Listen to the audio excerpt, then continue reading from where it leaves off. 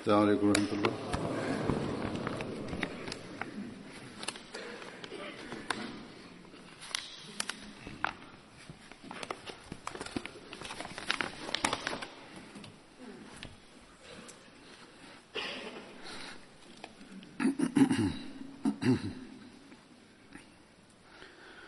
أشهد أن لا إله إلا الله وحده لا شريك له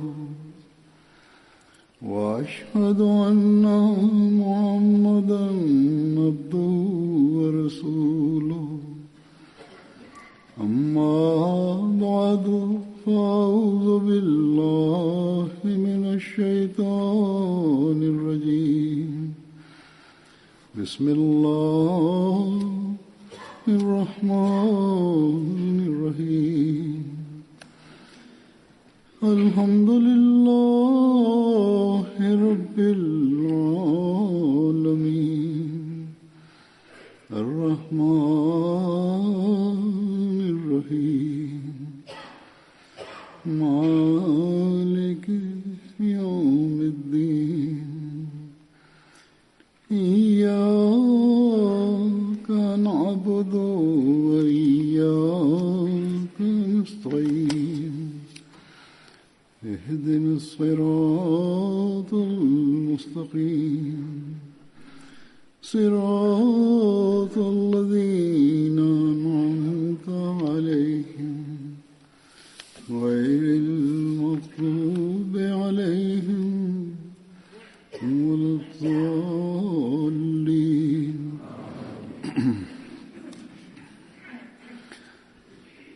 आज 23 मार्च है. இன்று மார்ச் 23ஆம் தேதியாகும். இந்த நாள் ஜமாத்தில் மசீமௌத் தினமாக நினைவு கூறப்படுகின்றது. இந்த நாளில் மசீமௌத் தின கூட்டத்தை ஜமாத் நடத்துகின்றது. அடுத்த 2 நாட்கள் வாரத்தின் இறுதி நாட்களாக இருக்கின்றன. சனிக்கிழமை மற்றும் ஞாயிற்றுக்கிழமைகளில் பல ஜமாத்துகளும் இந்த கூட்டத்தை நடத்தும். அதில் இந்த நாளுடன் தொடர்புடைய வரலாறு மற்றும் பின்னணி எடுத்து கூறப்படும். இப்போது நான் ஹஜ்ரத் வாக்களிக்கப்பட்ட மசீஹ் அலைஹிஸ்ஸலாம் அவர்களது சில மேற்கோள்களை எடுத்து கூறுவேன். அவற்றில் அவர்கள் வாக்களிக்கப்பட்ட மசீஹின் வருகையின் நோக்கம் மற்றும் அதன் தேவை மற்றும் வாக்களிக்கப்பட்ட மசீஹின் அந்தஸ்து தொடர்பாக கூறியுள்ளார்கள். அவர்கள் வாதம் செய்த பிறகு பெயர்தாங்கி முஸ்லீம் ஆலிம்கள் முஸ்லீம் பொதுமக்களை அவர்களுக்கு எதிராக தூண்டுவதற்காக மிகவும் வலுவாக முயற்சி செய்து வந்தனர். அதிகமாக இதற்காக முயற்சி செய்தனர். எந்த அளவு எதிர்க்க முடியுமோ அந்த அளவு எதிர்த்தனர். இப்போது வரை இதைத்தான் அவர்கள் செய்து கொண்டிருக்கின்றனர். ஆனால் அல்லாஹ்வின் உதவியினால் அவர்களது ஜமாத் முன்னேறி கொண்டிருக்கின்றது. நல்ல இயல்புள்ள மக்கள் ஜமாத்தில் இணைந்து கொண்டிருக்கின்றனர். இந்நிலையிலும் ஹஜ்ரத் வாக்களிக்கப்பட்ட மசீஹ் அலைஹிஸ்ஸலாம் அவர்கள் இறைவனின் வாக்குறுதிக்கேற்ப தமது வருகையின் நோக்கத்தை பற்றி குறிப்பிட்டவாறு மற்றும் நானே வரவேண்டிய வாக்களிக்கப்பட்ட மசீஹாக இருக்கின்றேன் என்ற அறிவிப்பை செய்தவாறு இவ்வாறு கூறுகின்றார்கள். உண்மையான ஏகத்துவம் மற்றும் நபி கரீம் ஸல்லல்லாஹு அலைஹி வஸல்லம் அவர்களின் களங்கமற்ற நிலை, கண்ணியம் மற்றும் அவர்களது உண்மை மற்றும் அல்லாஹ்வின் வேதம் அல்லாஹ்விடமிருந்துதான் வந்துள்ளது என்பதன் மீது அநீதியான முறையில் தாக்குதல்கள் நடத்தப்படுகின்றன. எனவே என்ன, சிலுவையை முறிப்பவரான அவரை இறங்கச் செய்வது அல்லாஹ்வின் தன்மான உணர்வின் எதிர்பார்ப்பாக இருக்கக்கூடாதா?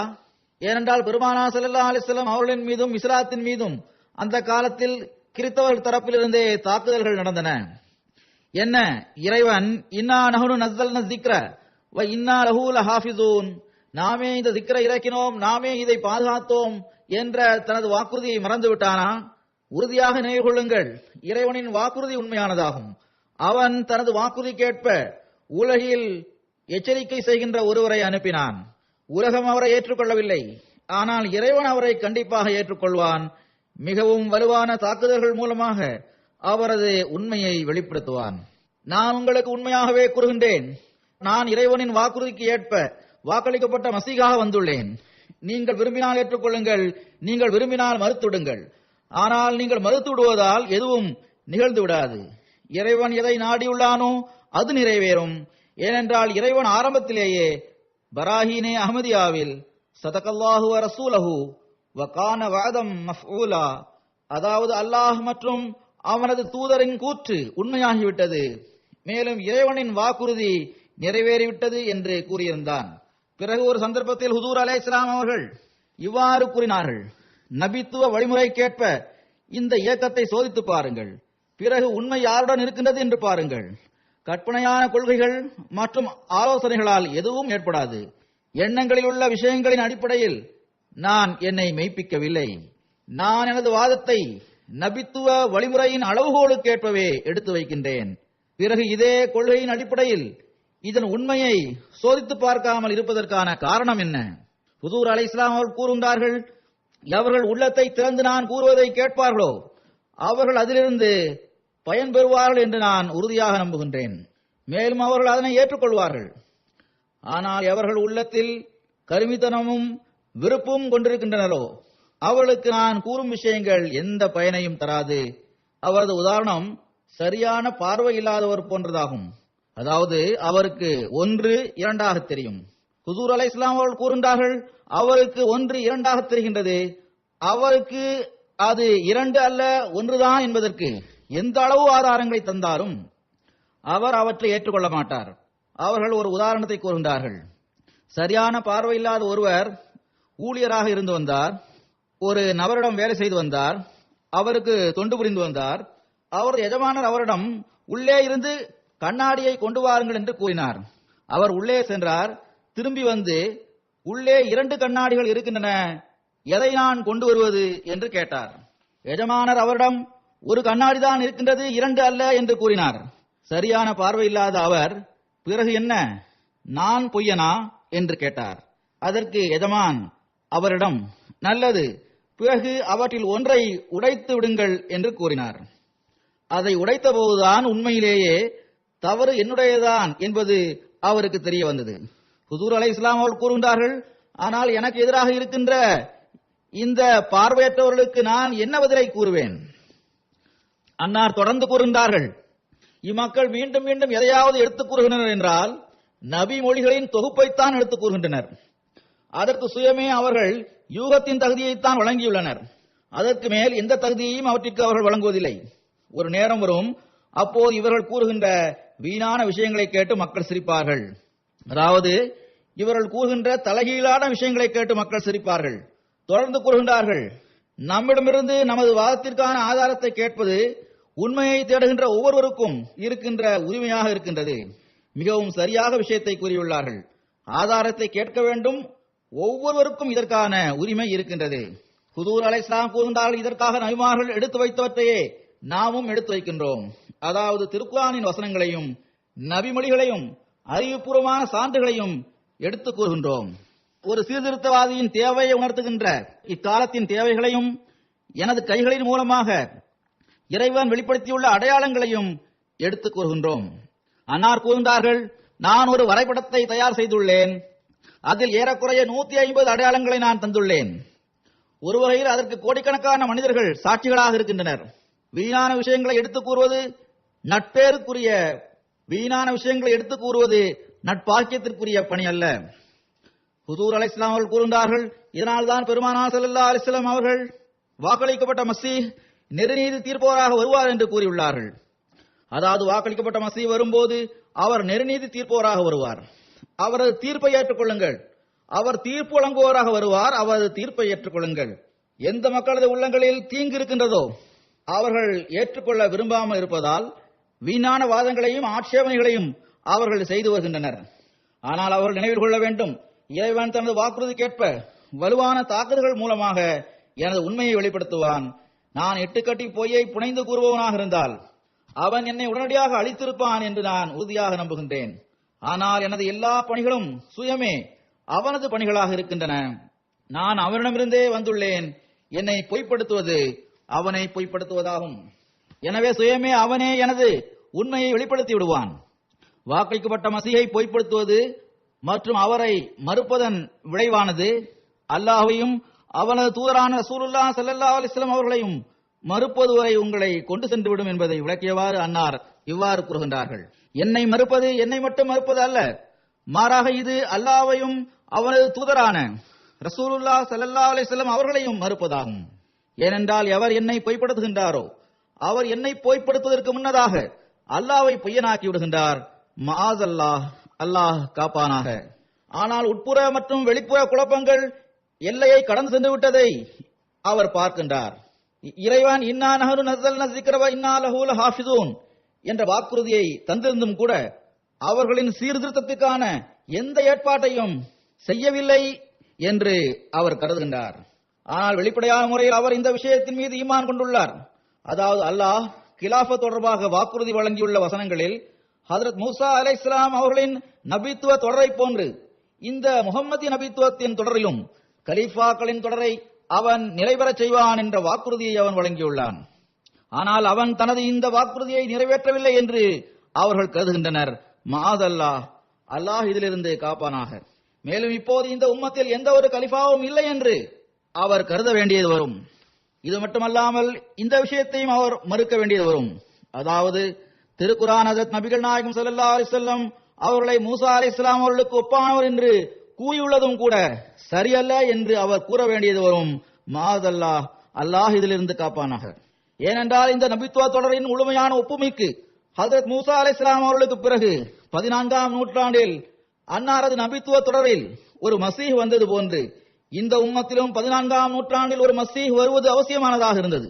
இவ்வாறு அகமதின் பிரதிபிம்பமாக ஒருவர் வருவது பற்றிய செய்தியை வாஹரீன மின்ஹும் லம்மா யல்ஹகு பிஹிம், இன்னும் அவர்களை சாராத பின்னவர்களிலிருந்து அந்த தூதர் தோன்றுவார் என்ற வசனத்தையும் கூட அவர்கள் மறுக்க வேண்டியது வரும். இவ்வாறு திருக்குர்ஆனின் பல வசனங்களை பொய்ப்படுத்துவது அவருக்கு கட்டாயமானதாக ஆகிவிடும். இன்னும் சொல்வதென்றால், நான் வாதம் செய்து இதனை கூறுகின்றேன். அதாவது அல்ஹம்துலில்லாஹ்வில் இருந்து வன்னாஸ் வரையிலுள்ள முழு குர்ஆனையும் அவர் கைவிட வேண்டியது வரும். பிறகு என்னை பொய்ப்படுத்துவது எளிதான ஒரு விஷயமா என்பதை பற்றி நீங்கள் சிந்தனை செய்யுங்கள். இதை சுயமே என் தரப்பிலிருந்து நான் கூறவில்லை, இறைவன் மீது ஆணையிட்டு நான் கூறுகின்றேன். இதுவே உண்மையாகும். அதாவது எவர் என்னை விட்டுடுவாரோ மேலும் என்னை பொய்ப்படுத்துவாரோ அவர் நாவால் கூறாமல் இருந்தாலும் கூட தனது செயலால் முழு குர்ஆனையும் பொய்ப்படுத்தி விடுகின்றார், இறைவனை கைவிட்டு விட்டார். இதன் பக்கம் எனக்கு வந்த ஒரு இல்ஹாமிலும் சுட்டிக்காட்டப்பட்டிருக்கின்றது. அதாவது அல்லாஹ் அவர்களை நோக்கி அந்த மின்னி வ அன மின்க என்று கூறினான். ஆனால் கூறுகின்றார்கள், என்னை பொய்ப்படுத்துவதன் மூலம் இறைவனை பொய்ப்படுத்துவது கட்டாயமானதாக ஆகிவிடும் என்பதில் சந்தேகமில்லை. என்னை ஏற்றுக்கொள்வதன் மூலம் இறைவன் மெய்ப்பிக்கப்படுகின்றான், மேலும் அவனது இருப்பின் மீது வலுவான ஈமான் உருவாகின்றது. பிறகு என்னை பொய்ப்படுத்துவது என்னை மட்டும் பொய்ப்படுத்துவது அல்ல, இது ரசூலுல்லாஹ் ஸல்லல்லாஹு அலைஹி வஸல்லம் அவர்களை பொய்ப்படுத்துவதாகும். ஒருவர் என்னை பொய்ப்படுத்துவதற்கும் மறுப்பதற்கும் துணிவதற்கு முன்னதாக சிறிதளவு தனது உள்ளத்தில் சிந்தித்து பார்த்து அவர் எவரை பொய்ப்படுத்துகின்றார் என்பது பற்றி அவரது உள்ளத்திடம் அவரே ஃபத்வா கேட்கட்டும். வாக்களிக்கப்பட்ட மசீஹை பொய்ப்படுத்துவதன் மூலம் ஹஜ்ரத் நபிகள் நாயகம் ஸல்லல்லாஹு அலைஹி வஸல்லம் அவர்களை பொய்ப்படுத்துவது கட்டாயமானதாக ஆகிவிடுகின்றது என்பதை மேலும் விளக்கியவாறு இதற்கான காரணம் என்ன, எவ்வாறு வாக்களிக்கப்பட்ட மசீஹை மறுப்பதனால் பெருமானார் ஸல்லல்லாஹு அலைஹி வஸல்லம் அவர்கள் பொய்ப்படுத்தப்படுகின்றார்கள் என்பது தொடர்பாக ஹுதூர் அலைஹிஸ்ஸலாம் அவர்கள் இவ்வாறு கூறுகின்றார்கள். வாக்களிக்கப்பட்ட மசீஹை மறுப்பதனால் ரசூலுல்லாஹ் ஸல்லல்லாஹு அலைஹி வஸல்லம் அவர்கள் ஏன் பொய்ப்படுத்தப்படுகின்றார்கள்? பெருமானார் ஸல்லல்லாஹு அலைஹி வஸல்லம் அவர்கள் ஒவ்வொரு நூற்றாண்டின் ஆரம்பத்திலும் சீர்திருத்தவாதி தோன்றுவார் என்று வாக்குறுதி வழங்கி இருந்தார்கள். அதுவும் பொய்யாகிவிட்டது. மஆஸல்லாஹ், அல்லாஹ் இதிலிருந்து காப்பானாக. பிறகு பெருமானார் ஸல்லல்லாஹு அலைஹி வஸல்லம் அவர்கள் இமாமுக்கும் மின்கும், உங்களது இமாம் உங்களிலிருந்தே தோன்றுவார் என்று கூறியதும் தவறாகிவிட்டது. மஆஸல்லாஹ், அல்லாஹ் இதிலிருந்து காப்பானாக. ஆனால் சிலுவை குழப்பம் நிலவும் சமயத்தில் ஒரு மசீஹ் மற்றும் மஹ்தி வருவார் என்று கூறிய நற்செய்தியும் கூட தவறாக ஆகிவிட்டது. மஆஸல்லாஹ், இதிலிருந்து அல்லாஹ் காப்பானாக. ஏனென்றால் இந்த குழப்பம் இருக்கின்றது, ஆனால் வரவேண்டிய அந்த இமாம் வரவில்லை. இந்த விஷயத்தை ஒருவர் ஏற்றுக்கொள்ளும் போது செயலளவில் அவர் பெருமானார் ஸல்லல்லாஹு அலைஹி வஸல்லம் அவர்களை பொய்ப்படுத்துபவராக ஆகுவாரா, ஆக மாட்டாரா? அன்னார் கூறுகின்றார்கள், மீண்டும் நான் விளக்கமாக கூறுகின்றேன், என்னை பொய்ப்படுத்துவது எளிதான காரியம் அல்ல. என்னை காஃபிர் என்று நீங்கள் கூறுவதற்கு முன்னதாக சுயமே நீங்கள் காஃபிராக ஆக வேண்டியது வரும். என்னை மார்க்கமற்றவர் என்றும் வழிதவறி விட்டவன் என்றும் கூறுவதற்கு முன்னதாக நீங்கள் வழிதவறி சென்று விட்டதையும் உங்களுக்கு ஏற்படுகின்ற இழிவையும் நீங்கள் ஏற்றுக்கொள்ள வேண்டியது வரும். திருக்குர்ஆனையும் ஹதீஸையும் கைவிட்டு விட்டவன் என்று என்னை பற்றி கூறுவதற்கு முன்னதாக முதலில் சுயமே திருக்குரானையும் ஹதீஸையும் நீங்கள் கைவிட வேண்டியது வரும். இவ்வாறு இருந்தும் கூட அவர்தான் அவற்றை கைவிட்டு விடுவார். அதாவது நான் அவற்றை கைவிட்டு விட மாட்டேன், அவற்றை நான் கைவிட்டு விட்டேன் என்று கூறுபவர்தான் அவற்றை கைவிட்டு விடுகின்றார். அன்னார் தொடர்ந்து கூறுகின்றார்கள், நான் திருக்குரானையும் நபிமொழியையும் உண்மைப்படுத்துபவனாக இருக்கின்றேன். நான் வழிதவறி சென்றவன் அல்ல, நான் மஹதியாக இருக்கின்றேன். நான் காஃபிர் அல்ல, மாறாக அன அவ்வலுல் முஃமினீன், நான் நம்பிக்கை கொண்டவர்களில் முதன்மையானவனாக இருக்கின்றேன். இவற்றை சரியான முறையில் மெய்ப்பிக்கக்கூடியவனாக நான் இருக்கின்றேன். எவற்றையெல்லாம் நான் கூறுகின்றேனோ அவை உண்மையாகும் என்பதை இறைவன் எனக்கு வெளிப்படுத்தி காட்டியுள்ளான். எவருக்கு இறைவன் மீது உறுதி இருக்கின்றதோ, மேலும் எவர் திருக்குரான் உண்மையானது என்றும் ரசூலுல்லாஹ் ஸல்லல்லாஹு அலைஹி வஸல்லம் அவர்கள் உண்மையாளர் என்பதையும் ஏற்றுக்கொள்கின்றாரோ, அவருக்கு எனது நாவிலிருந்து கூறப்படுவதை கேட்டுவிட்டு அமைதியாக இருந்து விடுகின்ற அந்த அத்தாட்சியே போதுமானதாகும். ஆனால் எவர் துணிச்சலுடனும் தரக்குறைவாகவும் நடந்து கொள்கின்றாரோ அவருக்கு என்ன சிகிச்சை செய்ய முடியும்? இறைவன் சுயமே அவருக்கு புரிய வைப்பான். அவர்கள் இந்த எல்லா விஷயங்களையும் அவர்களிடம் வந்திருந்த ஒரு விருந்தினருக்கு புரிய வைத்தார்கள். தொடர்ந்து ஹுதூர் அலைஹிஸ்ஸலாம் அவர்கள் கூறினார்கள், எனது விவகாரத்தில் அவசரம் காட்டாதீர்கள், மாறாக நல்லெண்ணத்துடனும் மூளையில் எந்த எண்ணமும் இல்லாமல் இது பற்றி சிந்தனை செய்யுங்கள். பிறகு அன்னார் ஒரு சந்தர்ப்பத்தில் இவ்வாறு கூறுகின்றார்கள், எனவே இந்த மக்களது உள்ளத்தில் கருமித்தனமும் பிடிவாதமும் இல்லாமல் இருந்தால் அவர்கள் நான் கூறுவதை கேட்க வேண்டும், மேலும் எனக்கு பின்னால் வர வேண்டும். பிறகு என்ன இறைவன் அவர்களை இருளில் விட்டுவிடுகின்றானா அல்லது ஒளியின் பக்கம் கொண்டு செல்கின்றானா என்பதை அவர்கள் பார்க்க வேண்டும். எவர் பொறுமையுடனும் உண்மையான உள்ளத்துடனும் எனக்கு பின்னால் வருவாரோ அவர் அழிக்கப்பட மாட்டார் என்று நான் உறுதியாக நம்புகின்றேன். மாறாக அவர் என்றும் அழியாத அந்த வாழ்க்கையின் பங்கை பெறுவார். அதாவது இவ்வுலகிலும் அவர் அருட்கொடையை பெறுவார், மறுமை வாழ்க்கையிலும் அல்லாஹ் அவர்களுக்கு அருட்கொடைகளை வழங்குவான். அன்னார் கூறுகின்றார்கள், எவரது உள்ளம் தூய்மையாக இருக்கின்றதோ, மேலும் இறையச்சமும் அவரிடம் இருந்தால் அவருக்கு முன்னால் ஒருவர் இரண்டாவது முறையாக திரும்பி வருவது பற்றி ஹஜ்ரத் ஈசா அலைஹிஸ்ஸலாம் அவர்கள் வழங்கியுள்ள தீர்ப்பை எடுத்து கூறுகின்றேன். அவர் எனக்கு அதை பற்றி புரிய வைக்கட்டும். மசீஹ் வருவதற்கு முன்னதாக எலியா வர வேண்டியது அவசியமானதல்லவா என்ற யூதர்களின் கேள்விக்கு எந்த பதிலை ஹஜ்ரத் ஈசா அலைஹிஸ்ஸலாம் அவர்கள் கூறினார்களோ அது சரியா இல்லையா என்பதை அவர்கள் எனக்கு புரிய வைக்கட்டும். யூதர்கள் தமது வேதத்தில் எழுதப்பட்டிருந்ததை அவர்களுக்கு முன்னால் வைத்தனர். அதாவது மலாக்கி தீர்க்கதரிசியின் நூலில் எலியா வருவது பற்றி எழுதப்பட்டிருக்கின்றது. எலியாவிற்கு ஒப்பானவர் பற்றிய எந்த குறிப்பும் அதில் இல்லை. சுயமே எலியா வருவது பற்றி தான் அதில் குறிப்பிடப்பட்டிருக்கின்றது. எலியாவிற்கு ஒப்பானவர் பற்றி அதில் குறிப்பிடப்படவில்லை. அவரது முன்மாதிரியாக திகழ்கின்ற ஒருவர் வருவது பற்றி அதில் எதுவும் எழுதப்பட்டிருக்கவில்லை. அன்னார் கூறுகின்றார்கள், வரவேண்டியவர் இதே யோவான் தான், நீங்கள் விரும்பினால் அவரை ஏற்றுக்கொள்ளுங்கள் என்று ஈசா அலைஹிஸ்ஸலாம் அவர்கள் கூறுகின்றார்கள். ஒரு நீதிபதி முன்னால் தீர்ப்பிற்காக இந்த விஷயத்தை வைத்துவிட்டு அவர் யாருக்கு சாதகமாக தீர்ப்பு கூறுவார் என்பதை பாருங்கள் என்று கூறுகின்றார்கள். நிச்சயமாக அவர் யூதர்களுக்கு சாதகமாகத்தான் தீர்ப்பு கூறுவார். ஏனென்றால் வெளிப்படையாக என்ன எழுதப்பட்டிருக்கின்றதோ அதற்கு ஏற்பவே தீர்ப்பு கூறப்படும். ஹுதூர் அலைஹிஸ்ஸலாம் அவர்கள் கூறுகின்றார்கள், ஆனால் அந்த தீர்ப்பு சரியானதல்ல. இறைவன் மீது நம்பிக்கை வைத்துள்ள மற்றும் இறைவனிடமிருந்து வருகின்ற தூதர்கள் எவ்வாறு வருகின்றனர் என்பதை அறிந்திருக்கின்ற நம்பிக்கை கொண்ட ஒருவர் மசீஹ் எதை கூறினாரோ எதனை செய்தாரோ அதுதான் சரியானது என்று உறுதியாக நம்புவார். ஹுதூர் அலைஹிஸ்ஸலாம் அவர்கள் கூறுகின்றார்கள், அதே போன்ற விவகாரம் தான் இந்த சமயத்திலும் இருக்கின்றதா அல்லது அதற்கு வேறுபட்ட ஒன்றாக அது இருக்கின்றதா என்று நீங்களே கூறுங்கள். இறைவன் மீதுள்ள அச்சம் இருந்தால் எனது இந்த வாதம் பொய்யானதாகும் என்று கூறுவதற்கு துணிகின்ற போது உடல் நடுங்கிவிடும். அந்தோ பரிதாபம், ஃபிரௌனின் சமுதாயத்தை சார்ந்த ஒரு நபரிடம் இருந்த அந்த அளவு ஈமான் கூட இவர்களிடம் இல்லையா? அந்த நபர் இவர் பொய்யராக இருந்தால் சுயமே இவர் அழிந்து விடுவார் என்றே கூறினார். என் தொடர்பாக தக்வாவுடன் செயல்படுவதாக இவர்கள் இருந்திருந்தால் இதையே அவர்களும் கூறியிருக்க வேண்டும். இறைவன் தனது ஆதரவையும் உதவியையும் எனக்கு வழங்குகின்றானா அல்லது எனது இயக்கத்தை அழிக்கின்றானா என்பதை அவர்கள் பார்க்க வேண்டும். இன்றும் கூட அல்லாஹ்வின் அருளால் ஒரு குக்கிராமத்திலிருந்து எழுந்த அந்த ஓசை உலகில் உள்ள 210 நாடுகளில் பரவிவிட்டது. இதுவே அவரின் உண்மைக்கான அடையாளமாகும். கடந்த 30 அல்லது 40 வருடங்களுக்கு முன்னர் அகமதியத் அந்த பகுதிகளில் சென்று சேரும் என்பதை கற்பனை செய்து கூட பார்த்திருக்க முடியாத உலகின் தொலைதூர பகுதிகளில் எல்லாம் அகமதியத்தின் தூது செய்தி மட்டும் சென்று சேரவில்லை. மாறாக அல்லாஹ் அங்கு எத்தகைய உறுதியான ஈமான் உள்ளவர்களை உருவாக்கியுள்ளான் என்றால் அதை பார்த்து வியப்பு ஏற்படுகின்றது. இது தொடர்பாக ஒரு சம்பவத்தை கூறுகின்றேன். பெனின் ஆப்பிரிக்காவில் உள்ள ஒரு சிறிய நாடாகும். 2012 அங்கு ஒரு ஜமாத் நிறுவப்பட்டது. அந்த கிராமத்தை சார்ந்த ஒரு அகமதி, அவரது பெயர் இப்ராஹிம் சாஹிப் ஆகும். இப்ராஹிம் சாஹிப் அவர்கள் அகமதியத்தை ஏற்றுக்கொண்டார்கள். அதற்கு முன்னரும் அங்கு முஸ்லிம்கள் இருந்தனர். போதுமான அளவு அறிவுள்ளவர்களாக அவர்கள் இருந்தனர். இப்ராஹிம் சாஹிப் அகமதியத்தை ஏற்றுக்கொண்ட பிறகு களப்பற்ற தன்மையிலும் பற்றுறுதியிலும் முன்னேற ஆரம்பித்தார். தனது உறவினர்களுக்கும் சகோதரருக்கும் அவர் தப்லீக் செய்ய ஆரம்பித்தார்.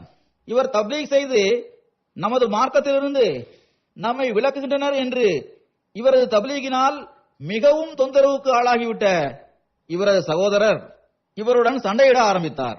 ஆனால் இவர்களோ தப்லீக் செய்து கொண்டே இருந்தார்கள். மக்களுக்கு அகமதியத்தின் தூது செய்தியை, உண்மை இஸ்லாத்தின் தூது செய்தியை அவர்கள் எட்ட வைத்துக் கொண்டே இருந்தார்கள். இவரது முயற்சியினால், அல்லாஹ்வின் அருளால், இவருக்கு அக்கம்பக்கத்தில் உள்ள 3 கிராமத்தை சார்ந்தவர்களும் அகமதியத்தில் இணைந்து விட்டனர். இவரது சகோதரர் தனது ஒரு நண்பருடன் சேர்ந்து இவரை கொலை செய்ய திட்டம் தேடினார். இவர் அகமதியத்தை பரப்பிக் கொண்டே செல்கின்றார். இதற்கு ஒரே சிகிச்சை தான் இருக்கின்றது, அதாவது இவரை கொலை செய்துவிட வேண்டும் என்று அவர் தீர்மானித்தார். இப்ராஹிம் சாஹிப் கூறுகின்றார்கள், நான் கனவில் எனது சகோதரரும் அவரது நண்பரும் ஒரு பெரிய குழியை தோண்டி அதில் எதையோ இடுவதை பார்த்தேன். இவ்வாறு கனவு கண்டு 3 நாட்கள் கழிந்திருந்த நிலையில் இவரது மூத்த சகோதரரின் நண்பர் திடீரென்று நோய்வாய்ப்பட்டார். பிறகு அவர் மரணித்து விட்டார். இதை பார்த்த இவரது சகோதரர், அகமதிகள் எனது நண்பர் மீது மந்திரம் செய்து விட்டனர் என்று கூற ஆரம்பித்தார். இப்ராஹிம் சாஹிப் கூறுகின்றார்கள், சிறிது காலம் கழிந்ததும் நான் ஒரு கனவு கண்டேன். அதாவது இவரது சகோதரர் ஒரு மரத்துடன் சேர்ந்து நின்றவாறு சுயமே தன்னை அளந்து பார்த்துக் கொண்டிருந்தார். இவ்வாறு அவர் கனவில் கண்டார். அந்த பகுதியில் இந்த வழக்கம் இருந்து வந்தது. அதாவது அங்கு எவராவது மரணித்து விட்டால் அவரது கபருக்காக குழி தோண்டுவதற்காக கிடையில் இருக்கின்ற ஒரு மரத்தின் உடலோடு மையத்தை ஒட்டி வைத்து அதை அளந்து பார்ப்பார்கள். அதன் மூலம் அதன் சைஸிற்கு ஏற்ப கபர் அமைக்கப்படும். அவர்கள் கூறுகின்றார்கள், சில நாட்கள் கழிந்த பிறகு மூத்த சகோதரரின் கருவுற்றிருந்த மனைவி நோய்வாய்ப்பட்டார்கள். 2 நாட்களுக்குள் அவர்கள் வஃபாத்தாகிவிட்டார்கள். அவர்களது அப்பாவி குழந்தைகளும் நோய்வாய்ப்பட்டன. நோய் குறையவே இல்லை. அப்போதும் அவரது சகோதரர், இவர் மந்திரத்தில் ஈடுபடுகின்ற ஒரு நபராவார் என்று இப்ராஹிம் சாஹிப் தொடர்பாக எல்லா இடங்களிலும் கூற ஆரம்பித்தார். அங்குள்ள உள்ளூர் அரசர், அதாவது சீஃபிடம் சென்று இப்ராஹிம் சாஹிப்பின் சகோதரர் புகார் கூறினார். இவ்விஷயத்தில் தனக்கு உதவி செய்யுமாறு கூறினார். அந்த சீஃப் கொஞ்சம் ரூபாயை இவரிடமிருந்து கேட்டார். அதை கொண்டு வா, நான் இவருக்கான சிகிச்சையை செய்வேன் என்று கூறினார். அவரது சகோதரரும் அந்த சீஃபிற்கு தொகையை செலுத்தினார். அரசர் இப்ராஹிம் சாஹிப்பை அழைத்தார். இவர்கள் அவரிடம் சென்றதும், நீங்கள் என்ன வேடிக்கை காட்டிக் கொண்டிருக்கின்றீர்கள் என்று அந்த சீஃப் மிகவும் ஆத்திரத்துடன் கேட்டார். புதிய மதத்தை தழுவியுள்ளீர்கள், புதிய மார்க்கத்தை ஆரம்பித்துள்ளீர்கள் என்றெல்லாம் கூறினார். இவற்றையெல்லாம் உடனடியாக விட்டுவிடுங்கள் என்றும் கூறினார். தௌபா செய்யுங்கள், அவ்வாறு செய்யாமல் இருந்தால் நாளை சூரியனை உங்களால் பார்க்க முடியாது, நாளைய நாள் உம்மீது உதயமாகாது என்று சீஃப் கூறினார். அதற்கு இப்ராஹிம் சாஹிப் அவர்கள், மார்க்கத்தை உண்மை என்று புரிந்தே நான் ஏற்றுக்கொண்டேன், இதை என்னால் ஒருபோதும் விட்டுவிட முடியாது. மரணிப்பதை பொறுத்தவரையில் வாழ்வும் மரணமும் அல்லாஹ்வின் கைகளில் தான் இருக்கின்றது என்று கூறினார்கள். அதற்கு, இந்த பகுதியின் இறைவன் நானாவேன், நான் விரும்புவதை செய்கின்றேன், நான் என்ன தீர்ப்பை வழங்க இருக்கின்றேன் என்பதை நீங்கள் நன்கு தெரிந்திருக்கின்றீர்கள். எவரை பற்றி நாளைக்குள் அவர் இறந்து விடுவார் என்று நான் கூறுவேனோ அவர் கண்டிப்பாக இறந்து விடுவார் என்று சீஃப் கூறினார். இப்ராஹிம் சாஹிப் அவர்கள், நல்லது, உங்களது வழக்கத்திற்கேற்ப மக்களுக்கு இவ்வாறு நீங்கள் கூறிக்கொண்டே இருப்பீர்கள். ஆனால் உங்களை பற்றி நான் எதுவும் கூறப்போவதில்லை. ஆனால் எனது மார்க்கத்தை நான் கைவிட மாட்டேன், ஏனென்றால் இதுவே உண்மையாகும், இதுவே உண்மையான இஸ்லாமாகும் என்று கூறினார்கள். இதை கேட்டு சீஃபிற்கு மேலும் கோபம் வந்தது. தமது மக்களிடம் இவரை அறையில் அடைத்து வையுங்கள் என்று அவர் கூறினார். மக்கள் அவரை கொண்டு சென்று கொண்டிருந்த போது இப்ராஹிம் சாஹிப் அந்த மக்களை பார்த்து, நீங்கள் எனக்கு மத்தியில் வர வேண்டாம், இந்த விவகாரத்தை விட்டுவிடுங்கள், என்னை போக விடுங்கள் என்று கூறினார்கள். மக்களும் பேராசை உள்ளவர்களாக இருக்கின்றனர். அம்மக்கள் சிறிது தொகையை அவரிடமிருந்து எடுத்துக்கொண்டு இவரை விட்டுவிட்டார்கள். அடுத்த நாளே இப்ராஹிம் சாஹிப் மீது அந்த அரசர் சூரியனை உதிக்க வைப்பது ஒரு புறம் இருக்கட்டும், அடுத்த நாளே அந்த அரசருக்கு பக்கவாதம் ஏற்பட்டு விட்டதாக தகவல் கிடைத்தது. அவருக்கு அசைய கூட முடியவில்லை. 2 நாட்கள் கழிந்ததும் அவர் மரணமடைந்தார். இதை பார்த்து இவர்களின் எதிரியாக இருந்த இவரது மூத்த சகோதரர் தமது குடும்பத்தினரிடம், எங்களுக்குள் சமாதானம் செய்து வையுங்கள், நான் எவரிடமும் சண்டையிட்டதில்லை என்று கூறினார். நாங்கள் எப்போதும் சமாதானத்தை விரும்புகின்றோம். இஸ்லாத்தின் உண்மையான தூது செய்தியும் இதுவேயாகும். சீஃப் மரணமடைந்த இந்த அடையாளத்தை பார்த்து அந்த பகுதியில் அதன் பெரும் தாக்கம் ஏற்பட்டது. இது பற்றிய பெரிய சர்ச்சை நடைபெற்றது. உண்மை நிரூபணமானது. இவ்விஷயங்கள் அல்லாஹ்வினால் இன்றும் ஹஜ்ரத் மஸீஹ் மவ்ஊத் அலைஹிஸ்ஸலாம் அவர்களுக்கு ஆதரவாக இருந்து வருகின்றன. அவர்களின் உண்மைக்கு ஆதாரமாக இவை திகழ்கின்றன. ஹஜ்ரத் மஸீஹ் மவ்ஊத் அலைஹிஸ்ஸலாம் அவர்கள் கூறுகின்றார்கள், பாருங்கள், நான் இறைவன் மீது ஆணையிட்டு கூறுகின்றேன், என்னை மெய்ப்பிக்கின்ற வகையில் உள்ள ஆயிரக்கணக்கான அடையாளங்களை இறைவன் வெளிப்படுத்தி காட்டியிருக்கின்றான். அவை வெளிப்பட்டுக் கொண்டிருக்கின்றன. வருங்காலத்திலும் அவை வெளிப்படும். அவை நின்றுவிடவில்லை. அன்னார் கூறுகின்றார்கள், வருங்காலத்திலும் அவை வெளிப்படும்.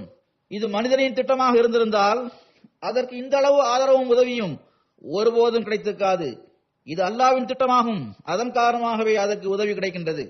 ஒரு சந்தர்ப்பத்தில் சீர்திருத்தவாதி மற்றும் வாக்களிக்கப்பட்ட மசீஹின் தேவை குறித்து ஹுதூர் அலைஹிஸ்ஸலாம் அவர்கள் இவ்வாறு கூறினார்கள், எவ்வாறு ஒவ்வொரு விளைச்சலையும் அறுவடை செய்வதற்கான நேரம் வருகின்றதோ அவ்வாறே இப்போது குழப்பங்களை அகற்றுவதற்கான நேரம் வந்துவிட்டது. அதாவது உலகில் பரவியுள்ள குழப்பங்கள், தீமைகள் ஆகியவற்றை அகற்றுவதற்கான நேரம் வந்துவிட்டது என்று அன்னார் கூறுகின்றார்கள். தொடர்ந்து அவர்கள் கூறுகின்றார்கள், உண்மையாளரை இழிவுபடுத்துவதிலும் அவருடன் அவமரியாதையாக நடந்து கொள்வதிலும் அதன் உச்சத்தை இவர்கள் அடைந்து விட்டனர். ஈ மற்றும் வண்டிற்கு இருக்கும் மதிப்பு கூட பெருமானார் ஸல்லல்லாஹு அலைஹி வஸல்லம் அவர்களுக்கு வழங்கப்படவில்லை. நவுது பில்லா. வண்டிற்கு கூட மனிதன் பயப்படுகின்றான். எறும்புகளிடமிருந்தும் கூட அவன் ஆபத்தை உணர்கின்றான். ஆனால் ஹஜ்ரத் நபியே கரீம் ஸல்லல்லாஹு அலைஹி வஸல்லம் அவர்களை தீயவென்று கூறுவதற்கு எவரும் தயங்குவதில்லை. கஸபு பி ஆயாத்தினா, அவர்கள் எமது அடையாளங்களை பொய்ப்படுத்தினர் என்பதை மெய்ப்பிப்பவர்களாக இவர்கள் இருக்கின்றனர். எவ்வளவு திறக்க முடியுமோ அந்த அளவு இவர்கள் தமது வாயை திறந்தனர். வாய்க்கிளிய ஏச்சு பேச்சுகளை அவர்கள் பேசினர். இறைவன் இவர்களை அகற்றுவதற்கான அந்த நேரம் உண்மையிலேயே இப்போது வந்துவிட்டது. அத்தகைய தருணத்தில் அவன் எப்போதும் ஒரு மனிதரை பிறக்க வைக்கின்றான். அந்த மனிதர் அவனது மகத்துவம் மற்றும் கம்பீரத்திற்காக மிகவும் எழுச்சியுடையவராக இருக்கின்றார், மிகவும் உணர்வுடையவராகவும் இருக்கின்றார். அத்தகைய மனிதருக்கு அந்தரங்க உதவியின் ஆதரவு இருக்கின்றது. உண்மையில் எல்லாவற்றையும் சுயமே அல்லாஹ் தான் செய்கின்றான். ஆனால் அவன் ஒருவனை பிறக்க செய்வது அவனது நடைமுறையை நிறைவேற்றுவதாக இருக்கின்றது. வலன் தஜிதலி சுன்னத்தில்லாஹி தப்தீலா, அல்லாஹ்வின் நடைமுறையில் நீர் எந்த மாற்றத்தையும் காண மாட்டீர். தனது நடைமுறைக்கேற்ப அல்லாஹ் என்னை அனுப்பி அந்த நேரம் வந்துவிட்டது என்று அவர்கள் கூறுகின்றார்கள். தொடர்ந்து ஹுதூர் அலைஹிஸ்ஸலாம் அவர்கள் கூறுகின்றார்கள், இறைவனின் இயற்கை சட்டத்தின் மீது பார்வை செலுத்தும் போது, விஷயம் எல்லையை தாண்டி செல்கின்ற போது வானத்தில் ஆயத்தம் செய்யப்படுகின்றது என்பது தெரிய வருகின்றது. ஆயத்தம் செய்வதற்கான நேரம் வந்துவிட்டது என்பதே இதன் அடையாளமாக இருக்கின்றது. உண்மையான நபி, முஜத்தித் அதாவது சீர்திருத்தவாதி மற்றும் தூதரின் பெரும் அடையாளம் இதுவாகும். அதாவது அவர்கள் குறித்த நேரத்தில் வருகின்றனர், தேவை இருக்கின்ற சமயத்தில் வருகின்றனர். வானத்தில் ஏதாவது ஆயத்தம் செய்யப்படுவதற்கான தருணம் இதுவல்ல என்று மக்களால் ஆணையிட்டு கூற முடியுமா? அந்த காலத்தில் மட்டுமல்ல, இன்றும் கூட மக்கள் ஒரு சீர்திருத்தவாதியின் தேவை எங்களுக்கு இருக்கின்றது என்றுதான் கூறுகின்றனர். மாறாக பாகிஸ்தானில் சுயமே மௌலவிகளே இதை கூறுகின்றனர். ஆனால் வாக்களிக்கப்பட்ட மசீஹை இவர்கள் மறுக்கின்றனர். ஹுதூர் அலைஹிஸ்ஸலாம் அவர்கள் கூறுகின்றார்கள், நினைவில் வையுங்கள், எல்லாவற்றையும் சுயமே அல்லாஹ்வே செய்கின்றான். நாமும் நமது ஜமாத்தில் உள்ள அனைவரும் அறைகளில் அமர்ந்து விட்டாலும் கூட பணி நடந்தே தீரும். மேலும் தஜ்ஜாலுக்கு வீழ்ச்சி ஏற்பட்டுவிடும். தில்கல் ஐயாமு நுதாவிலுஹா பைனன்னாஸ், அதாவது இந்த நாட்கள் மக்களிடம் திரும்ப திரும்ப வருகின்றன. தஜ்ஜால் உச்சத்தில் இருப்பது நாட்கள் இப்படித்தான் மாறிக்கொண்டிருக்கின்றன என்பதை உணர்த்துகின்றது. அன்னார் கூறுகின்றார்கள், அவன் உச்சத்தில் இருப்பது அவனது வீழ்ச்சியின் நேரம் அருகில் இருக்கின்றது என்பதை தெரிவிக்கின்றது. ஒருவர் உச்சத்தை அடைந்துவிட்டால், மேலும் அவர் நான் எல்லா ஆற்றல்களுக்கும் எஜமானாக ஆகிவிட்டேன், எல்லாம் எனது கைகளில் வந்துவிட்டது என்று தன்னை பற்றி கருத ஆரம்பித்து விட்டால், உச்சத்திற்கு சென்ற பிறகு அங்கிருந்து அவரது வீழ்ச்சி ஆரம்பமாகிவிடுகின்றது. இவ்வாறே இந்த சக்திகளின் வீழ்ச்சியும் ஆரம்பமாகிவிட்டது. இஸ்லாத்திற்கு எதிரான சக்திகள், அல்லது எவர்கள் அகமதியத்திற்கு எதிராக அல்லது அதற்கு வாக்களிக்கப்பட்ட மசீஹ் அலைஹிஸ்ஸலாம் அவர்களுக்கு எதிராக செயல்படுகின்றனரோ அவர்களது வீழ்ச்சி ஆரம்பமாகிவிட்டது.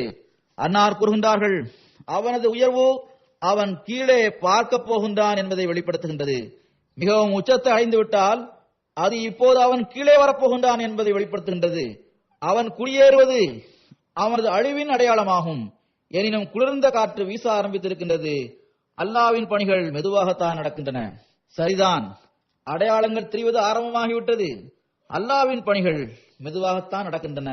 இன்ஷா அல்லாஹ் அவை நிறைவேறும். ஹுசூர் அலைஹிஸ்ஸலாம் அவர்கள் கூறுகின்றார்கள், நம்மிடம் எந்த ஒரு அடையாளமும் இல்லாமல் இருந்தாலும் கூட நாம் காலத்தின் நிலைமைகள் மீது பார்வையை செலுத்தியவாறு மசீஹ் இதுவரை சிலுவையை முறிப்பதற்கு ஏன் வரவில்லை என்று அவரை தேடி பைத்தியக்காரர்கள் போன்று திரிவது முஸ்லிம்கள் மீது கடமையாக இருக்கின்றது. அவர்களுக்கிடையில் நடைபெறும் சண்டைகளில் அந்த சண்டையை தீர்த்து வைப்பதற்கு அவர்கள் அழைத்திருக்க கூடாது. இஸ்லாத்தின் மீது தன்மான உணர்வு இருந்திருந்தால் இஸ்லாத்தை தற்காத்துக் கொள்வதற்காக மசீஹை அவர்கள் அழைத்திருக்க வேண்டும். தங்களுக்கிடையில் நடக்கின்ற சண்டைகளை தீர்த்து வைப்பதற்காக அவரை அழைத்திருக்க கூடாது. அன்னார் கூறுகின்றார்கள், அவரது பணி சிலுவையை முறிப்பதாகும்.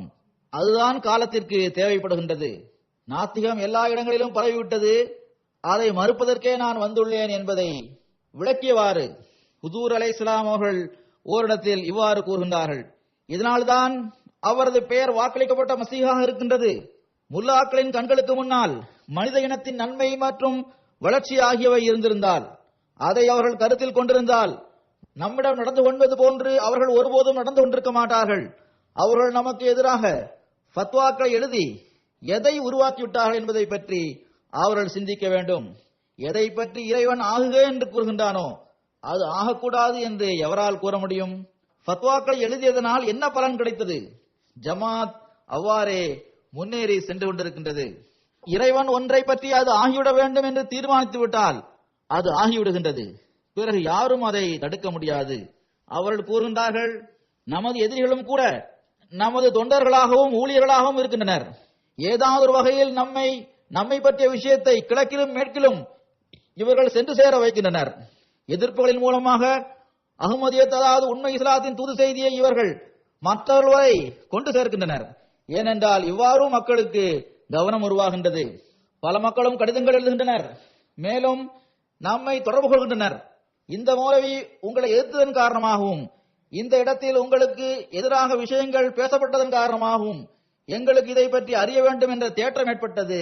நாங்கள் இது பற்றி ஆய்வு செய்ய ஆரம்பித்தோம் என்று அவர்கள் கூறுகின்றனர். இப்போது இணையதளம் மூலமாக எல்லா இடங்களிலும் ஜமாத்தின் நூல்கள் இருக்கின்றன. பல விஷயங்களும் கிடைக்கின்றன. அதன் மூலம் பலவற்றையும் நாம் ஒப்பிட்டு பார்க்க முடியும். எனவே நன்றாக ஆராய்ந்து பார்த்த பிறகு நாங்கள் ஜமாத்தில் இணைய விரும்புகின்றோம் என்று அவர்கள் கூறுகின்றனர். எதிரிகளின் எதிர்ப்பும் கூட தப்லீகிற்கான வழியாக ஆகிக் கொண்டிருக்கின்றது. நாங்கள் இஸ்லாத்தின் போதனைகளுக்கு ஏற்ப செயல்படுகின்றோம். முதலிலேயே இந்த அளவு அதிகமாக பிரிவுகள் இருக்கின்றன. பிறகு ஒரு புதிய பிரிவை ஏற்படுத்த வேண்டிய தேவை என்ன? அவர்கள் ஜமாத்தில் இணைய வேண்டிய தேவை என்ன என்ற ஆட்சேபனைக்கு பதில் கூறியவாறு ஹுசூர் அலைஹிஸ்ஸலாம் அவர்கள் இவ்வாறு கூறுகின்றார்கள், நமது அகமதிகள் கூட ஆட்சேபனை செய்பவர்களின் இந்த கூற்றுகளை கேட்டுவிட்டு அமைதியாக இருந்து விடுகின்றனர். இன்றும் கூட என்ன பதில் கூற வேண்டும் என்று தெரியாமல் இவ்வாறு அமைதியாக இருக்கின்ற சிலர் இருக்கின்றனர். அன்னார் கூறுகின்றார்கள், பல மக்களும் இந்த இயக்கத்தின் தேவை என்ன, நாங்கள் தொழவில்லையா, நோன்பு பிடிக்கவில்லையா என்று கேட்டு இவ்வாறு அவர்கள் ஏமாற்றுகின்றனர். அத்தகைய விஷயங்களை கேட்டு அது பற்றி தெரியாமல் இருக்கின்ற மக்கள் ஏமாந்து விடுகின்றனர். இதில் எவ்வித வியப்பும் இல்லை. அவர்களுடன் சேர்ந்து இவர்களும் நாம் தொழுகின்றோம், நோன்பு வைக்கின்றோம், திரும்ப திரும்ப சில திக்ர்களை கூறுகின்றோம், பிறகு ஏன் நமக்கிடையில் இந்த பிளவு ஏற்படுத்தப்பட்டிருக்கின்றது என்று அவர்கள் கேட்கின்றனர். புதிய பிரிவை ஏற்படுத்தி ஏன் பிளவை ஏற்படுத்த வேண்டும் என்று கேட்கின்றனர். உங்களுடன் வந்து சேர்வதற்கான தேவை என்ன வந்துவிட்டது என்று கேட்கின்றனர். குழப்பத்தை ஏன் ஏற்படுத்த வேண்டும் என்று கேட்கின்றனர். அன்னார் கூறுகின்றார்கள், நினைவில் கொள்ளுங்கள், அத்தகைய விஷயங்களை குறைவான புரியும் திறன் மற்றும் ஞானம் இல்லாததன் காரணமாக அவர்கள் பேசுகின்றனர். பிளவை ஏற்படுத்துவது எனது பணி அல்ல. இந்த பிளவு ஏற்படுத்தப்பட்டிருக்கின்றது என்றால் அல்லாஹ்தான் அதை ஏற்படுத்தியுள்ளான். அவனே இந்த இயக்கத்தை நிலைநாட்டியுள்ளான். நான் இந்த இயக்கத்தை நிறுவவில்லை, மாறாக அல்லாஹ்தான் இதனை நிலைநாட்டியுள்ளான். ஏனென்றால் ஈமானின் நிலைமை பலகீனமடைந்து ஈமானிய ஆற்றல் முற்றிலுமே இல்லாத நிலை வரை அது சென்று விட்டது. உண்மையான ஈமானின் ஆன்மாவை ஊத, உண்மையான ஈமானின் ஆன்மாவை ஊத இறைவன் விரும்புகின்றான். இந்த இயக்கத்தின் மூலமாக அவன் அதை செய்ய விரும்புகின்றான். அத்தகைய நிலைமையில் அம்மக்களின் ஆட்சேபனை தேவையற்றதும் பொருத்தமற்ற வீணான ஆட்சேபனையாகவும் இருக்கின்றது. எனவே நினைவில் கொள்ளுங்கள், அதுபோன்ற சந்தேகம் ஒருபோதும் எவரது உள்ளத்திலும் வரக்கூடாது. முழுமையாக கவனமாக சிந்தித்து பார்த்தால் இந்த சந்தேகம் எழவே முடியாது. கவனமாக சிந்திக்காததன் காரணமாகத்தான் சந்தேகம் வருகின்றது. அவர்கள் வெளிப்படையான நிலைமைகளை பார்த்துவிட்டு மற்ற முஸ்லிம்களும் இருக்கின்றனர் என்று கூறிவிடுகின்றனர். இதுபோன்ற சந்தேகங்களால் மனிதன் விரைவில் அழிந்து விடுகின்றான். அவர்கள் கூறுகின்றார்கள், இவ்வகை சார்ந்த மக்கள் எழுதுகின்ற சில கடிதங்களை நான் பார்த்திருக்கின்றேன். வெளிப்படையாக பார்க்கும்போது அவர்கள் நமது ஜமாத்தில் பையத் செய்து இணைந்திருக்கின்றனர். அவர்கள் கூறுகின்றார்கள், ஏனைய முஸ்லிம்களும் தொழுகின்றனர், கலிமா கூறுகின்றனர், நோன்பு வைக்கின்றனர், நல்ல பணிகளை செய்கின்றனர், நல்லவர்களாக தெரிகின்றனர். பிறகு இந்த புதிய இயக்கத்தின் தேவை என்ன வந்துவிட்டது என்று எங்களிடம் கேட்கப்படுகின்றது என்று கூறுகின்றனர். இந்த மக்கள் நமது ஜமாத்தில் இணைந்திருந்தும் கூட அத்தகைய ஆட்சேபனைகளையும் சந்தேகத்தை ஏற்படுத்துகின்ற விஷயங்களையும் கேட்டுவிட்டு எங்களுக்கு இந்த கேள்விக்கு பதில் கூற முடியவில்லை என்று எனக்கு எழுதுகின்றனர்.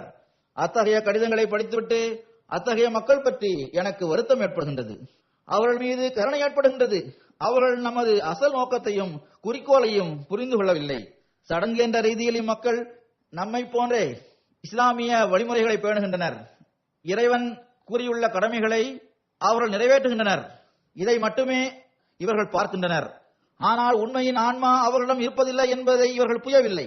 கடமை என்ற அளவில் வெளிப்படையாக மட்டும் இவற்றை செய்தால் போதாது. மாறாக உண்மையான முறையில் இறை வணக்கத்தையும் மற்ற கடமைகளையும் நிறைவேற்ற வேண்டும். எனவேதான் இந்த விஷயங்களும் சந்தேகத்தை ஏற்படுத்துகின்ற கூற்றுகளும் சூனியம் போன்று அவர்களிடம் அதன் விளைவை காட்டுகின்றன. அந்த தருணத்தில் உண்மையான ஈமானை நாம் உருவாக்க வேண்டும் என்பதை பற்றி அவர்கள் சிந்திப்பதில்லை. அது மனிதனை பாவத்தின் மரணத்திலிருந்து காப்பாற்றுகின்றது. இந்த சடங்குகளை பின்பற்றி நடக்கின்ற மக்களிடம் அந்த விஷயம் இருப்பதில்லை. அவர்களது பார்வை வெளிப்படையானவற்றின் மீதே இருக்கின்றது. உண்மையின் பக்கம் அவர்களின் பார்வை இருப்பதில்லை. அவர்களின் கையில் தோல் இருக்கின்றது, ஆனால் அதில் சத்து இருப்பதில்லை. எனவே வெளிப்படையான செயல்களில் முஸ்லிம்களும் ஈடுபடுகின்றனர், ஆனால் அவற்றின் ஆன்மா அவர்களிடம் இல்லை, தக்வா அவர்களிடம் இல்லை. அன்னார் கூறுகின்றார்கள், முஸ்லிம்கள் என்று தங்களை கூறிக்கொள்பவர்களின் செயல்கள் பொருத்தமான நற்செயல்களாக இருந்தால் பிறகு அதன் தூய விளைவுகள் ஏன் உருவாகுவதில்லை? இந்த விஷயத்தை விளக்கியவாறு ஹுசூர் அலைஹிஸ்ஸலாம் அவர்கள் தொடர்ந்து கூறுகின்றார்கள், நம்மிடம் இஸ்லாத்திற்கு மாற்றமான எந்த விஷயம் இருக்கின்றது?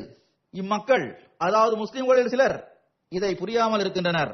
நாம் லா இலாஹ இல்லல்லாஹ் என்று கூறுகின்றோம், தொழுகைகளை நிறைவேற்றுகின்றோம், நோன்பு நாட்களில் நோன்பும் நோக்கின்றோம், ஜக்காத்தும் கொடுக்கின்றோம், அவ்வாறே நாங்களும் செய்கின்றோம் என்று அவர்கள் கூறுகின்றனர்.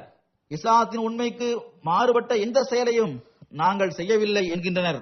ஆனால் அவரது செயல்கள் பொருத்தமான நற்செயல்களாக இல்லை என்று நான் கூறுகின்றேன். மாறாக அது சத்து இல்லாத தோல் மட்டும் இருக்கின்ற பழமாக இருக்கின்றது. அது அல்லாமல் இவை பொருத்தமான நற்செயல்களாக இருந்திருந்தால் பிறகு அவற்றின் தூய விளைவுகள் ஏன் உருவாகாமல் இருக்கின்றது? எல்லா வகையான குழப்பம் மற்றும் கலப்படத்திலிருந்து அந்த செயல்கள் தூய்மையாக இருக்கும் போதுதான் அவை பொருத்தமான நற்செயல்களாக இருக்க முடியும். ஆனால் அவர்களிடம் இந்த விஷயம் எங்கிருக்கின்றது? ஒருவர் நம்பிக்கை கொண்டவராகவும் இறையச்சமுள்ளவராகவும் இருந்து பொருத்தமான நற்செயல்களை செய்பவராகவும் இருந்து உண்மையின் எதிரியாகவும் அவர் இருப்பார் என்பதன் மீது ஒருபோதும் என்னால் உறுதி கொள்ள முடியாது. இந்த மக்கள் நம்மை சுதந்திரமாக செயல்படுபவர்கள் என்றும் நாத்திகர்கள் என்றும் கூறுகின்றனர். ஆனால் இறைவனுக்கு அவர்கள் அஞ்சுவதில்லை. அல்லாஹ் என்னை தூதராக நியமித்து அனுப்பியுள்ளான் என்று நான் அல்லாஹ்வின் மீது ஆணையிட்டு கூறியுள்ளேன். அல்லாஹ் என்னை தூதராக நியமித்து அனுப்பியுள்ளான் என்று நான் அல்லாஹ்வின் மீது ஆணையிட்டு கூறியுள்ளேன். அவர்களது உள்ளத்தில் அல்லாஹ்வின் மகத்துவம் சிறிதளவு இருந்திருந்தால் அவர்கள் என்னை மறுத்திருக்க மாட்டார்கள். நாம் இறைவனின் பெயரை குறைத்துவிடக் கூடியவர்களாக ஆகிவிடக் கூடாதே என்று அவர்கள் அஞ்சியிருப்பர்.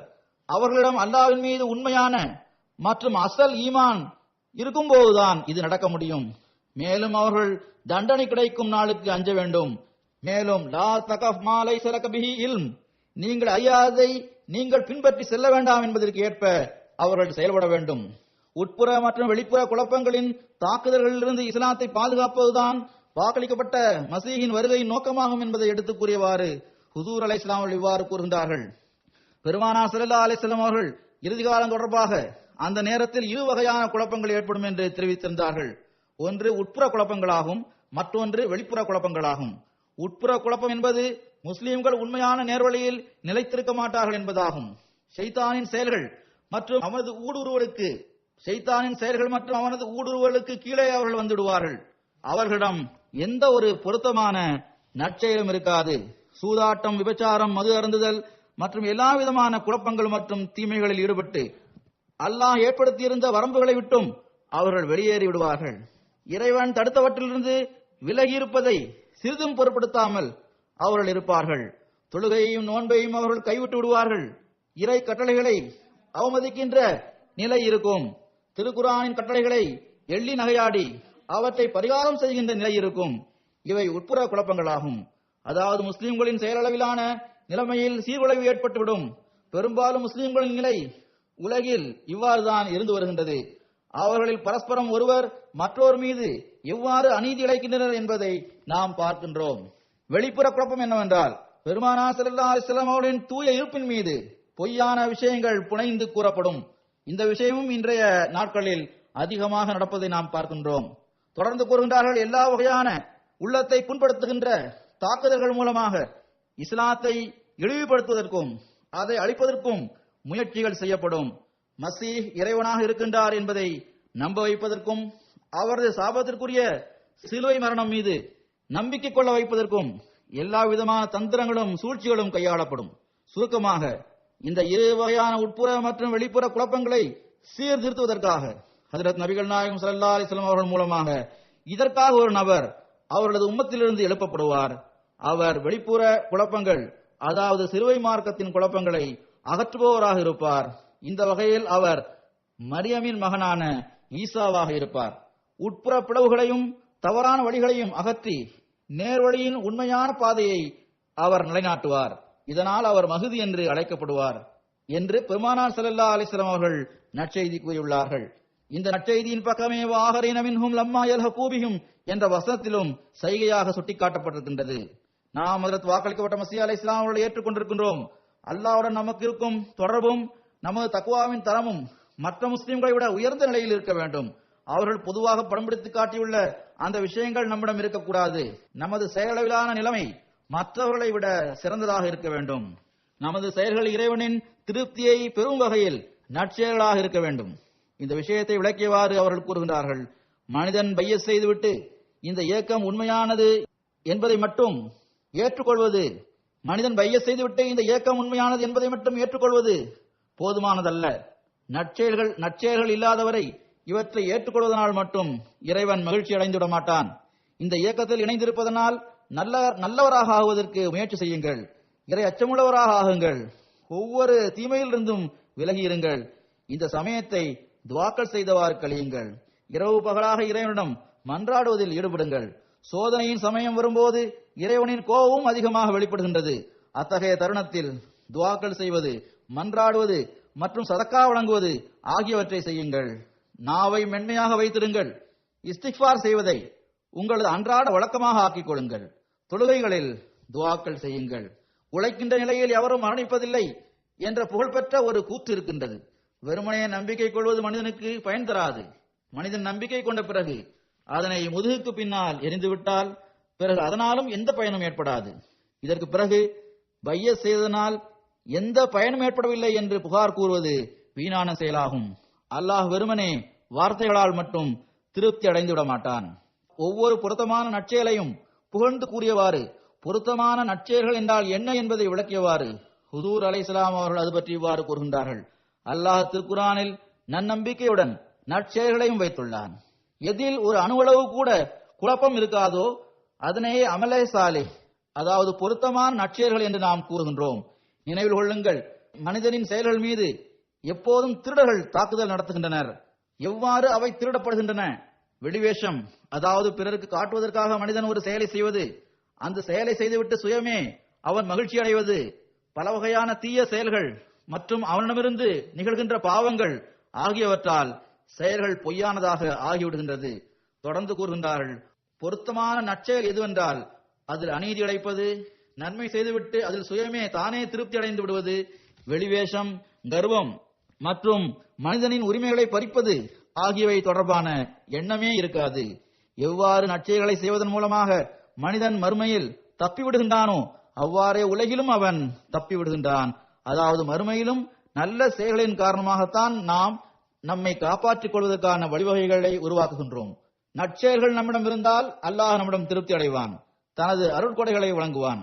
இவ்வாறு உலகிலும் நாம் நற்செயல்களை செய்பவர்களாக இருந்தால் பல வகையான உலக கவலைகளிலிருந்தும் துன்பங்களிலிருந்தும் மனிதன் தன்னை காப்பாற்றிக் கொள்கின்றான். அன்னார் கூறுகின்றார்கள், முழு வீட்டிலும் பொருத்தமான நற்செயல் செய்பவர் ஒருவர் இருந்தாலும் கூட அதனால் முழு வீடும் பாதுகாக்கப்படுகின்றது. எதுவரை உங்களிடம் பொருத்தமான நற்செயல் இருக்காதோ அதுவரை நம்பிக்கை கொள்வது எந்த பயனையும் தராது. ஒரு மருத்துவர் ஒரு மருந்து சீட்டை எழுதி கொடுத்தால் அதன் பொருள் அதில் என்ன மருந்து எழுதப்பட்டிருக்கின்றதோ அதை வாங்கி அருந்துவதாகும். அதனை அவர் பயன்படுத்த வேண்டும். அந்த மருந்துகளை அவர் பயன்படுத்தாமல் இருந்தால் மருந்து சீட்டை மட்டும் வாங்கி எங்காவது வைத்துவிட்டு சென்று விட்டால் அதனால் என்ன பயன் ஏற்படும்? இப்போது நீங்கள் தௌபா செய்துள்ளீர்கள் என்றால் வருங்காலத்தில் இந்த தௌபாவின் மூலமாக உங்களை எந்த அளவு நீங்கள் சுத்தப்படுத்தியுள்ளீர்கள் என்பதை இறைவன் பார்க்க விரும்புகின்றான். இப்போது தக்வாவின் மூலமாக உங்களை இறைவன் பிரித்தறிந்து கொள்ள விரும்புகின்ற காலமாக இது இருக்கின்றது. பல மக்களும் இறைவன் மீது புகார் கூறுகின்றனர். தமது ஆன்மாவை அவர்கள் பார்ப்பதில்லை. மனிதனின் ஆன்மாவில் அநீதி இழைத்தல் இருக்கின்றது. அது அல்லாமல் இறைவன் கருணை காட்டுபவனாகவும் பரிவுடன் நடந்து கொள்பவனாகவும் இருக்கின்றான். அவர்கள் கூறுகின்றார்கள், சில மனிதர்களுக்கு பாவம் பற்றி தெரிந்திருக்கும், சிலருக்கு பாவம் பற்றி எதுவும் தெரியாமல் கூட இருக்கும். எனவேதான் அல்லாஹ் நிரந்தரமாக இஸ்திக்ஃபார் செய்வதை கட்டாயமாக பேண வேண்டும் என்று கூறியுள்ளான். இஸ்திக்ஃபார் செய்து கொண்டே இருக்க வேண்டும். மனிதன் ஒவ்வொரு பாவத்துக்காகவும், அவை வெளிப்படையான பாவமாக இருந்தாலும் சரி அல்லது அந்தரங்க பாவமாக இருந்தாலும் சரி, அதை பற்றிய அறிவு அவனுக்கு இருந்தாலும் இல்லாவிட்டாலும், கை கால்கள் நாவு காது மற்றும் கண்களின் எல்லா வகையான பாவங்களிலிருந்தும் பாவ மன்னிப்பு தேடியவாறு இஸ்திக்ஃபார் செய்து கொண்டே இருக்க வேண்டும். உடலின் எந்த உறுப்பின் மூலமாகவும் பாவம் நிகழ்ந்து விடாமல் பார்த்துக் கொள்ள வேண்டும். உடலின் ஒவ்வொரு பகுதியும் பாவத்திலிருந்து தவிர்த்திருப்பதற்கு இஸ்திக்ஃபார் செய்து வர வேண்டும். இன்றைய நாட்களில் ஆதம் அலைஹிஸ்ஸலாம் அவர்கள் செய்த துவாவை ஓத வேண்டும். அது எந்த துவா? ரப்பனா ஸலம்னா அன்ஃபுஸனா வ இல்லம் தக்ஃபிர் லனா வ தர்ஹம்னா லனகூனன்ன மினல் காசிரீன். இந்த துவாவானது ஆரம்பத்திலேயே ஏற்றுக்கொள்ளப்பட்டு விட்டது. கவனமற்ற நிலையில் வாழ்க்கையை கழித்து விடாதீர்கள். எவர்கள் கவனமற்ற நிலையில் வாழ்வை கழிக்காமல் இருக்கின்றார்களோ அவர்களது சக்திக்கு அப்பாற்பட்ட ஒரு துன்பத்தில் ஆழ்ந்து விட்டாலும் கூட ஒருபோதும் அவர்கள் துன்பத்திற்கு ஆளாகுவார்கள் என்று நாம் எதிர்பார்க்க முடியாது. எந்த ஒரு துன்பமும் இறைவனின் அனுமதி இல்லாமல் வருவதில்லை. இது பற்றி எனக்கு இந்த துவா இல்ஹாமாக வந்திருக்கின்றது.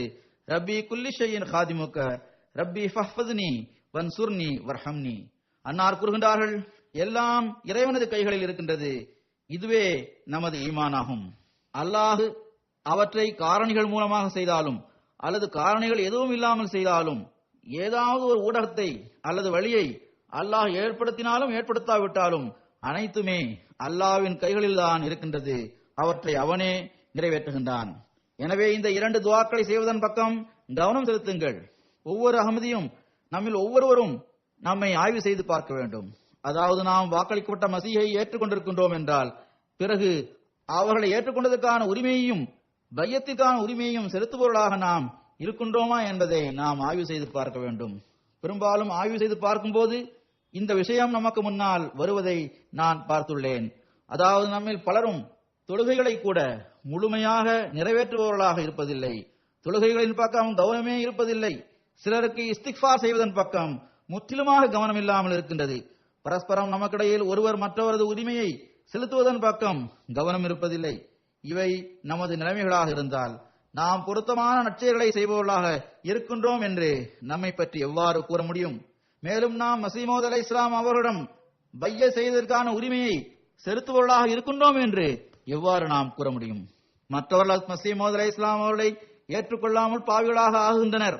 ஆனால் அவர்களை ஏற்றுக்கொண்டு பிறகு நம்முடைய மாற்றத்தை ஏற்படுத்தாமல் ஒரு உடன்படிக்கை செய்துவிட்டு அதனை நிறைவேற்றாமல் இருந்து நாம் பாவிகளாக ஆகுகின்றோம். எனவே மிகவும் கவலையுடன் நம்மில் ஒவ்வொருவரும் நம்மை ஆய்வு செய்து பார்க்க வேண்டிய தேவை இருக்கின்றது. எனவே சடங்கு என்ற ரீதியில் மஸீஹ் மவ்ஊத் தினத்தை கொண்டாடுபவர்களாக நாம் இல்லாமல் அன்னாரை ஏற்றுக்கொண்டதற்கான உரிமையை செலுத்துபவர்களாக அல்லாஹ் நம்மை ஆக்குவானாக. எல்லா விதமான உட்புற மற்றும் வெளிப்புற குழப்பங்களிலிருந்து தவிர்ந்திருப்பவர்களாக நாம் ஆவோமாக. அல்லாஹ் எப்போதும் நம்மை அவனது அடைக்கலத்தின் கீழ் வைப்பானாக. மேலும் ஒவ்வொரு சோதனையிலிருந்தும் துன்பத்திலிருந்தும் அவன் நம்மை காப்பாற்றுவானாக. இன்று இந்த அறிவிப்பும் இருக்கின்றது. இது ஒரு மகிழ்ச்சி தரக்கூடிய செய்தியாகும். காதியானிலிருந்து வெளிவந்து கொண்டிருந்த அல் ஹக்கம் பத்திரிகை சிறிது காலம் நிறுத்தப்பட்டு மீண்டும் 1934இல் வெளியிடப்பட்டது. பிறகு மீண்டும் அது நிறுத்தப்பட்டு விட்டது. இன்று ஆங்கில மொழியில் அது இங்கிருந்து மீண்டும் ஆரம்பிக்கப்படுகின்றது. இது ஹஜ்ரத் மஸீஹ் மவ்ஊத் அலைஹிஸ்ஸலாம் அவர்களின் காலத்தில் வெளிவந்த முதல் பத்திரிகையாக இருந்தது. இது பிரிண்டில் குறைந்த எண்ணிக்கையில் தான் வெளியிடப்படும். ஆனால் இன்டர்நெட்டில் அது அவைலபிளாக இருக்கும். கொத்பாவிற்கு பிறகு உடனடியாக இந்த வெப்சைட்டில் அது உங்களுக்கு கிடைக்கும். www.alhakam.org. இவ்வாறே மொபைல் போன் மற்றும் டேப்லெட்ஸ் போன்றவற்றிற்கு அல்ஹகம் என்ற பெயரில் ஆப்பும் கிடைக்கும். அதை டவுன்லோட் செய்து பத்திரிகையை எளிதாக படிக்க முடியும். இந்த ஆப் புகழ்பெற்ற மொபைல் போன் சிஸ்டமான ஆப்பிள் மற்றும் ஆண்ட்ராய்டில் டவுன்லோட் செய்யும் வகையில் கொத்பாவிற்கு பிறகு உடனடியாக உங்களுக்கு கிடைத்துவிடும். இந்த இதழில் உள்ள பக்கங்கள் மஸீஹ் மவ்ஊத் தினம் தொடர்பான சிறப்பு இதழாக வெளியிடப்படுகின்றது.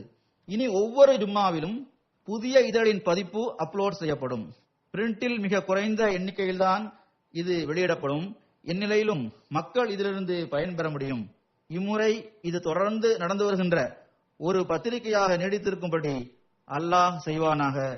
இது ஆங்கில மொழியில் வெளியிடப்பட்டிருப்பதால் ஆங்கிலம் தெரிந்தவர்கள் இதிலிருந்து அதிகமாக பலன் பெற வேண்டும்.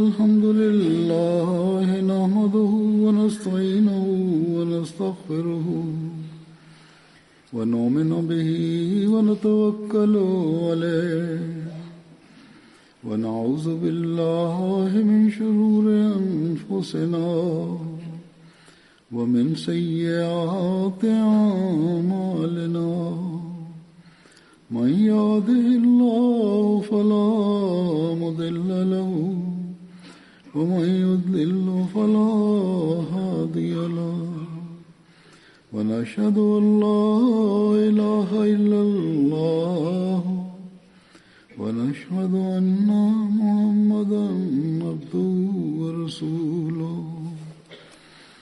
عباد الله رحمكم الله إن الله يأمر بالعدل والإحسان وإيتاء ذي القربى وينهى عن الفحشاء والمنكر والبغي يعظكم لعلكم تذكرون اذكروا الله يذكركم وادعوه يستجب لكم ولذكر الله أكبر.